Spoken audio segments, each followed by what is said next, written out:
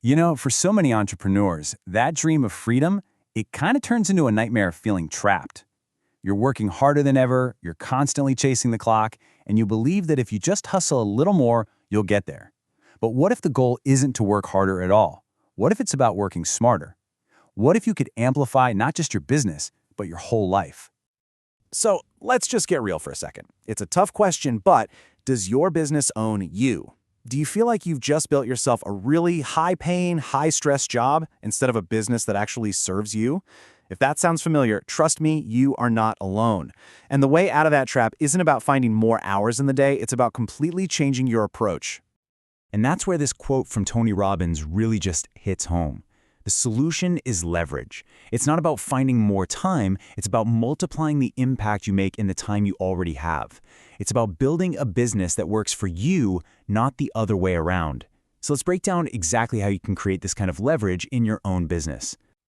Okay, so first things first, we need to really understand the problem. We call it the entrepreneur's trap.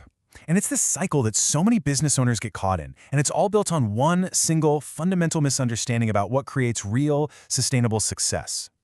This right here, this is the core of the whole issue. It's the belief that more hours, more grind, more hustle, that's what's eventually going to lead to freedom. But here's the hard truth. You can't outwork the clock. The same raw energy that got you started is the very thing that will burn you out if you don't channel it into real structure. So how do you break free from that trap? Well, the answer lies in a really proven framework built on what we call the 4 business amplifiers. I want you to think of these as the 4 foundational engines of every successful and freeing business. If you can master these, you can build just about anything. And here they are: marketing, sales, operations, and leadership. Now, these aren't just departments in some big corporation. These are the absolute pillars that create sustainable growth and, ultimately, the freedom you're really looking for. So, let's dive into the first one: marketing. All right, our first amplifier is marketing. And in today's super noisy world, great marketing isn't about who can shout the loudest, it's about who can get the clearest. It's truly the art of connecting with the human heart, not just, promoting a product. This quote absolutely nails it. Every single purchase is driven by a desire for a feeling, whether that's confidence or security or freedom or connection. Think about it, right? Nike doesn't just sell shoes, they sell the feeling of victory. Your customers aren't looking for a transaction, they're looking for a transformation. So how do you actually connect on that emotional level? Well, you follow this simple 4-part offer framework. First, you name their pain clearly, so they feel understood.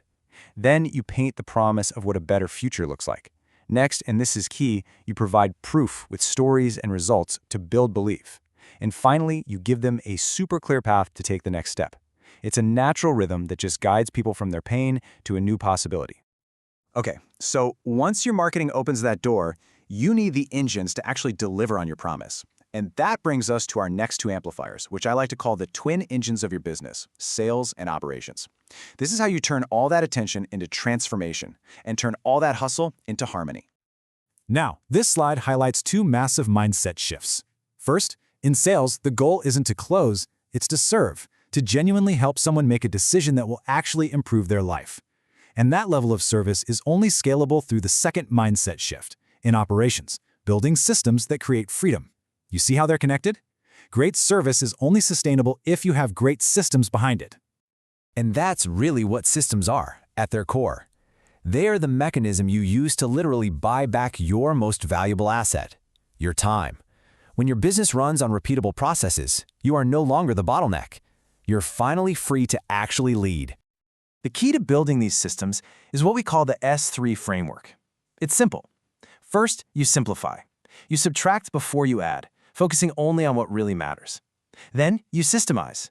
You turn your successes into a repeatable process. Like, if you find a great way to onboard a client, you turn those steps into a checklist. And finally, you scale, multiplying what works. This is how you shift from being the doer to being the designer of your business. So the whole point is this: if your business depends on you showing up and doing everything, you don't really own a business, you own a job. The entire purpose of building strong operations is to create a machine that runs on systems and culture, giving you the freedom to focus on the big picture, the vision and the growth.